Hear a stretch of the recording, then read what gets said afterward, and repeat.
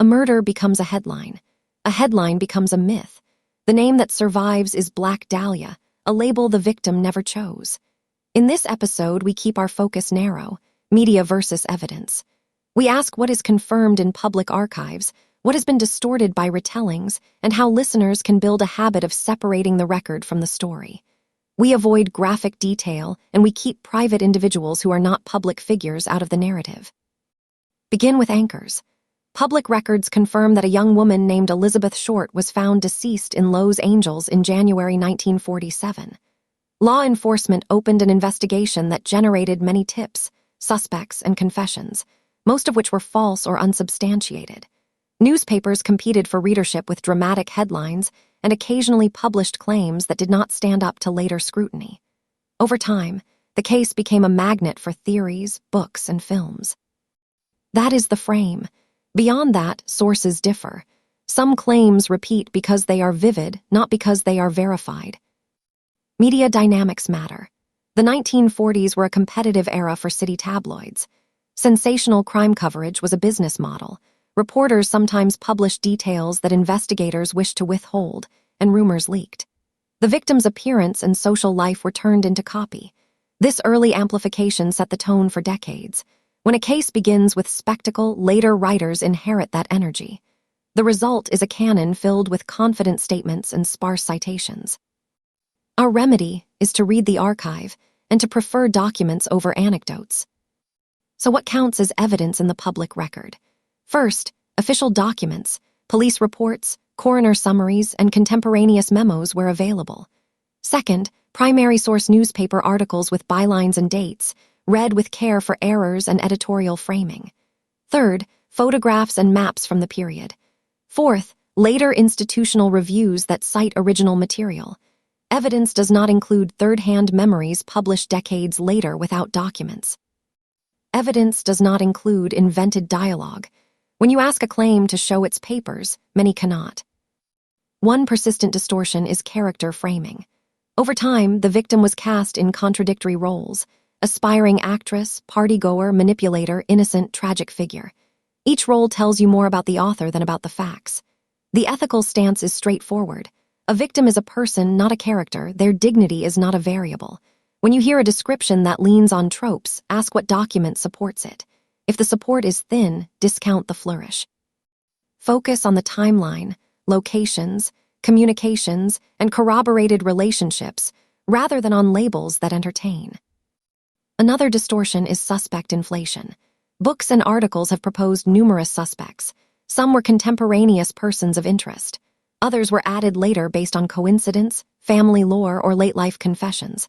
A responsible approach is to group suspects by the quality of their connection to the record. Group A, named in official documents with specific reasons. Group B, mentioned in contemporaneous press with weak sourcing. Group C, later theories without primary documentation. Many names belong in Group C and should not be repeated without caution. Naming private individuals without strong sourcing risks harm to families and misleads listeners about the strength of the case. Let us model a method for listeners. Step 1. Assemble a timeline from dated sources only. Write down events, places, and people, each with a citation. Step 2. Flag uncertainties and contradictions explicitly. Do not smooth them away. Step 3. Separate confirmed items from hypotheses. Use plain tags like confirmed, disputed, and unknown. Step 4. List the claims that would move the case meaningfully if proven and identify which documents could bear on them. Step 5. When reading a book or article, annotate what is new and what is recycled. This method turns the case from a swirl of imagery into a map of questions. Media literacy also includes attention to language. Words like notorious, vamp, or starlet introduce bias. Passive voice hides agency. Mistakes were made, details were lost. Compare versions of the same event across outlets to see how framing changes. Ask who benefits from a sensational angle. In the early coverage of this case, circulation wars rewarded extremes. Online today, algorithms reward confidence and novelty. Neither incentive aligns with careful truth. Your task is to overrule those incentives by rewarding sources that show their work. Why does this discipline matter? because cases that become myths can overshadow real investigative lessons. Evidence handling, interagency communication, and public tip management are areas where improvements save lives in other cases.